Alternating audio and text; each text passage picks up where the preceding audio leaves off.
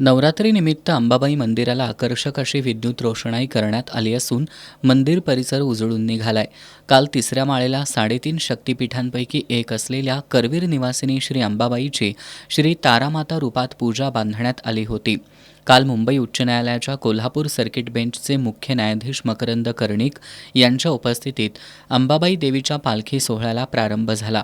पालखी सोहळ्यात सहभागी भाविकांनी पालखीवर फुलांचा वर्षाव करत नारायणी नारायणी आणि अंबाबाईच्या नावानं चांगभलचा अखंड गजर केला. पालखी मार्गावरील भाविकांच्या गर्दीमुळे होणारी चेंगराचेंगरी टाळण्यासाठी पोलिसांना काही वेळा कठोर भूमिका घ्यावी लागली.